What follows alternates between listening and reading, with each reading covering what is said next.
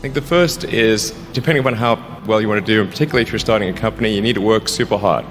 So what does super hard mean?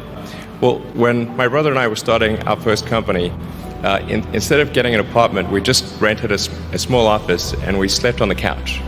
And we showered at the YMCA, and we had just one computer. So the website was up during the day, and I was coding at night. 7 days a week, all the time.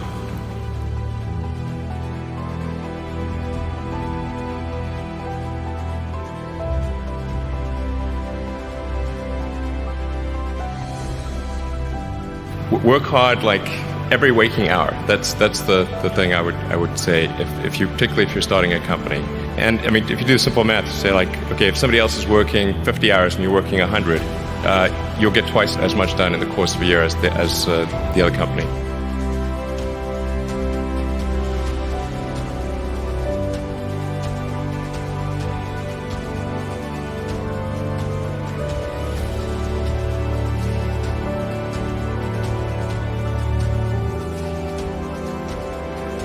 I think too is you got to make sure that whatever you're doing is a great product or service. It has to be really great. And I go back to what I was saying earlier, where if you're a new company, I mean, unless it's like some new industry or new market if it's an untapped market, then you have more ability the standard is lower for your product or service. But if you're entering anything where there's an existing marketplace against large entrenched competitors, then your product or service needs to be much better than theirs. It can't be a little bit better, because then you put yourself in the shoes of the consumer and they say, why would you buy it as a consumer? You're always going to buy the trusted brand unless there's a big difference.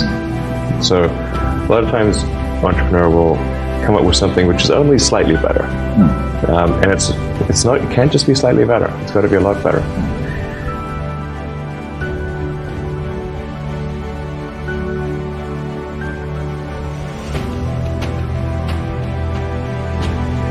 The other thing I'd say is that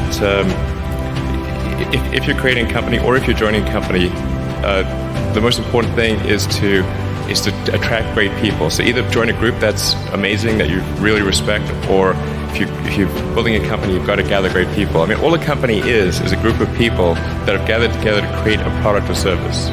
And so depending upon how talented and hardworking that group is, and the degree to which they're focused cohesively in a good direction, that will determine the success of the company. So do everything you can to gather great people if you're creating a company.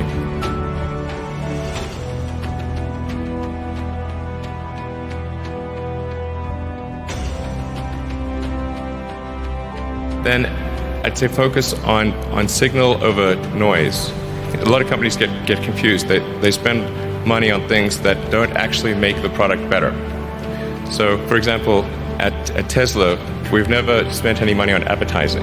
We put all of the money into R&D and manufacturing and design to try to make the car as good as possible. And I think that's the way to go. So for any given company, just keep thinking about, are these efforts that people are expending, are they resulting in a better product or service? And if they're not, stop those efforts.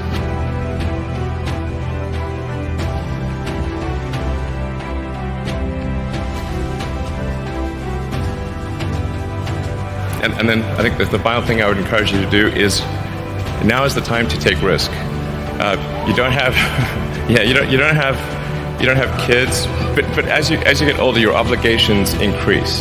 And once you have a family, you start taking risk not just for yourself, but for your family as well. It gets much harder to do things that might not work out.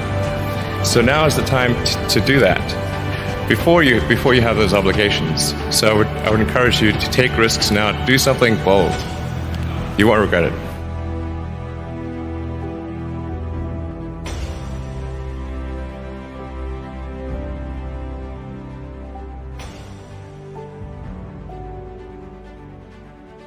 Well, you want to do, and particularly if you're starting a company, you need to work super hard.